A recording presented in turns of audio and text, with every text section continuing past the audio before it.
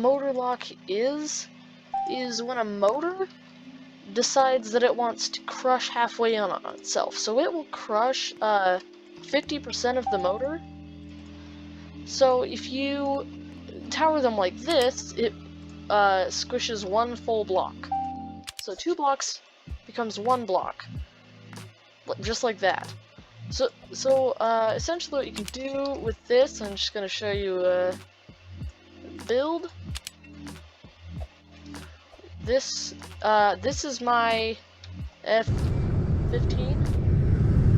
As you can see, the back looks perfectly normal, and there's thrusters right here, little afterburners that you can see don't seem to look just like a normal thruster or a normal jet. They have flames, but they are smashed together, and that is because the back looks like this. This isn't too complex of a motor lock.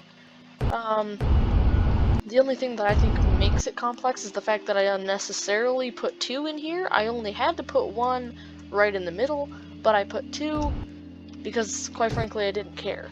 And here are some flaps, which I'm going to show you how to do later. This is, you can put thrust on these, you can use them for design, like I did in, if I can find it, like I did in my TBD Devastator. I wanted wings that had curve to them, so this is a really complex, confusing thing that I did. It's 2 layers and it's wings smashed into blocks, or half blocks. And they're also flaps. So, it's pretty much just for like a curve on a wing, and I also, you can smash, show you right here, you can smash some, wings and trails into your windows, and vice versa. You can put the wings and trails on down, right here, and then smash the glass up on top of it. But you can do it any way you like. See, this is a really easy motor lock tower. I'm going to show you how to do that right now. But essentially what this does is just smashes all of this down, and then these cameras are just to hold everything together, because you can't see cameras. So here's how you make a motor lock tower or bar. So you take your motors. I'm going to preset these, and you stack them like this. Oop, like that. And then you keep doing that, and you just keep on, you just do that for however long you need it or want it to be, and then you put wings in here, and you can use these for bombs, which I'll show you how to do in just a second. But then, like, you'd be able to put a wing right here, and then put a bomb or whatever on it, and then they hopefully will all smash together if you did it right. Yep, see, now it just smashes into like about 1 or 2 blocks worth of space.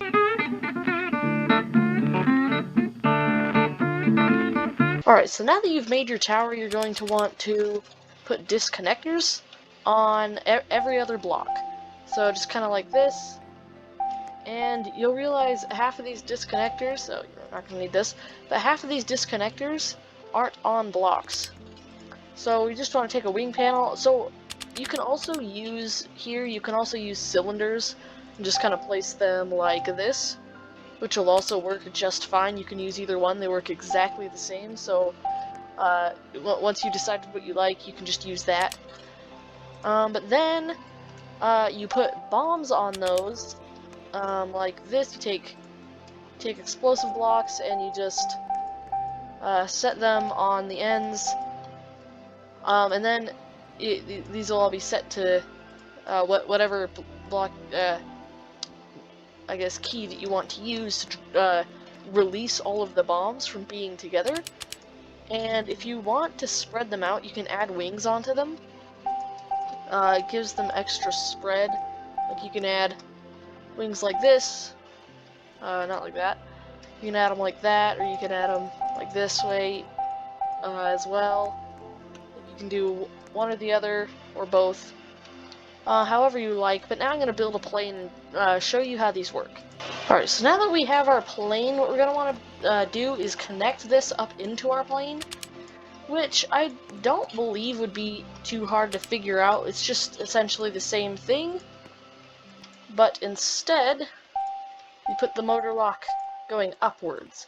So now this connects to our plane, but we're going to want it to be able to disconnect, so I'm just going to set a disconnector there and hope it works, because I'm terrible at figuring out where the disconnectors are. But I mean, I figured it out eventually. So, whoops. Now we will put a pilot seat on here, and then strap thrust. Alright. This should work. Yep, okay, so now as you can see, it's just this one little thing sticking out of the end of our plane.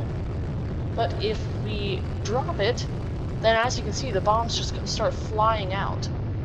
I have these still set at the same key, but you can change these up, so you can have these set to a completely different key. And of course, you want to have a better plane than this, but you can. It's not really laggy, especially if you have a good computer, unless you make a bunch of them and have a large plane.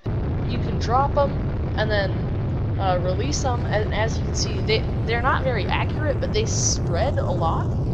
So if you were to hit something like a large panzer tank on the ground, it'd be really easy for that, or a boat, seeing as they can move through the water, and these can be small or large as well. Like you could even make these with torpedoes on the ends of them. But pretty much anything that you want to do, it would work with them, most likely.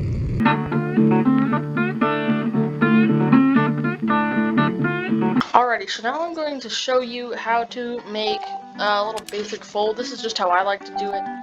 You can use any sort of block. So I'm going to use cameras for this, but right now I'm just building this little circle that we're going to copy and fold. So I'm going to put in here an anchored block so that we don't have to do it later, and just set it to random key. I like to use keypad minus just because it's at the very end of the keyboard. And now what you're going to want to do is you're going to want to take your cameras and set them to any key you won't touch. Use keypad minus, you can use backslash, you can use pretty much any key that you won't touch. I like personally to use things at the end of your keyboard, because your hands don't normally want to go that far. But anyways, we just want to build this out, a couple blocks. Make sure you have space to build what you need in between. So say if you needed to build, say you had a plane and you wanted to have your wings fold, you'd want to have your wings come out here and then fold up, and you don't want them to end up touching the other part of your fold. So now that we have these motors placed, we put on another sorry, I mean cameras. Then we place a motor down here, and then we take our cameras again, set it to a key that we don't touch, and not place one back there. And we'll make sure it actually places. But now we place one right here, and then we go out one, because if we don't, then our build is going to want to stick directly into this block. So it'll end up with its corner here and be at an angle instead, which is not what we want. Then we build this out, and I believe we do one extra block, just because of the fact that there's a motor here and we have to go out. So then we build our same thing over on the other side. Oh, that should work. So then we just put a seat on here, and let's test it out. So it's coming around, and perfect fold, just like that. So as you can see, you can make these like longer or shorter, any kind of thing that you want, really. But just make sure that you use the normal motor, not motor 2, especially for big builds, because if you have a big build, the motor 2 will only hold so much of it and will try to fold it the opposite way, which if I could show you here, does not work as well. Because not very good stuff happens to it. Here's something that I have a fold on. As you can see here, some of the cameras are starting to load up. As you can see, it's coming along. This is kind of an older fold that I did before I knew very well how to do it, but this is a pretty good example. It comes over here. I made sure I have space for anything I needed to do, like if I needed some door to open. If I load this up, then we can fold it over. Whoops. Alright, there it goes. It's folding, and now it connects together perfectly. So that's pretty much what folds does. Folds do. It can make your builds bigger and longer. But yeah, other than that, they're pretty simple.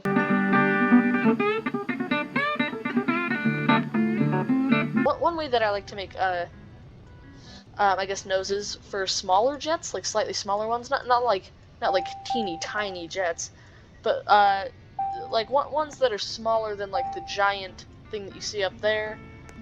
I just kind of like to use half wedge 1x2s, half wedge down 1x2s.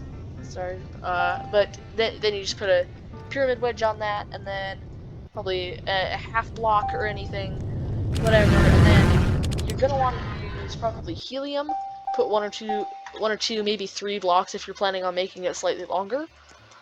But then I like to use half wedges and then just build my cockpit up from there. Normally I'll use like a half wedge down, 1x2 again for the cockpit, just like that. It gives it a nice little curve, and then do 1 block and then half wedge down.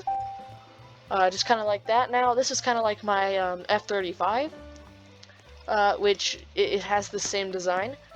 And then you'll just kind of build this out a little bit, and then put some small landing gear in it, or any landing gear really if you want. And then you'll just, if you wanted you can do the entire edge like this, and then just put a motor lock in it to motor lock some wings onto it. You can do that, or you can also, as I did on my Thunderbird, you can make them look like that, and then you'll be able to put some wings on them, and it'll also give you that nice little shape right there. But that's kind of how you make a little like small jet body, I guess.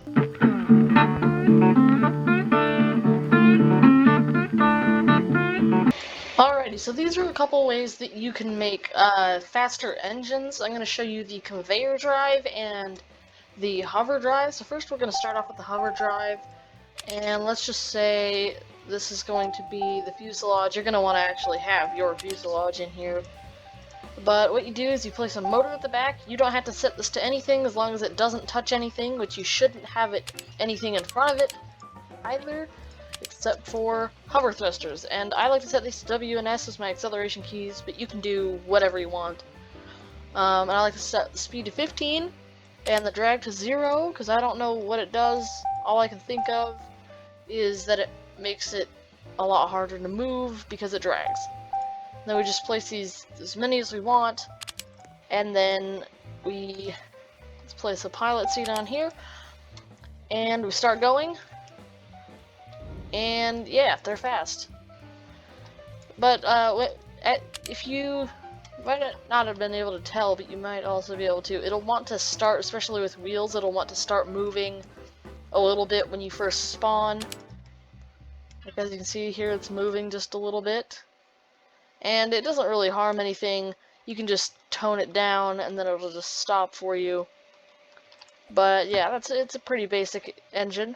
Now I'm going to show you here a conveyor drive. So if we take a conveyor and we put it to like that, and we go to max speed, set it at random, and then we go to pistons, and we take a piston. You can do half or a full piston, and then we take a block, and we can do a half block or a 0.9 block, just as long as it's not touching the top of this block, I believe. And then what we can do now is we put another block back here, and you're gonna want to make sure nothing else touches the sides of this. And then we go here. We want to make sure this pushes, and we just set it to anything like that, just as long as it has the same key for our forward key. And if we set it right, you have to tweak with these sometimes if you don't know which way they go. As you can see, it goes very fast. You just have to have it in a plane. So if we lift up, as you can see, my speed goes way up as I click the conveyor drive. It'll also make your ability to move go way up. As you can see here, I roll very quickly. The only issue with them is that they're slightly glitchy and they don't always work all the time. Sometimes they will glitch out and you'll only get a little bit extra speed. But normally they should work, especially if you don't have them at super high speed, which I would not recommend speeds over about 30, depending on the size of the plane. Smaller the plane is, the easier it will be to tip over and just not be controllable. But yeah, that's pretty much it for quicker engines.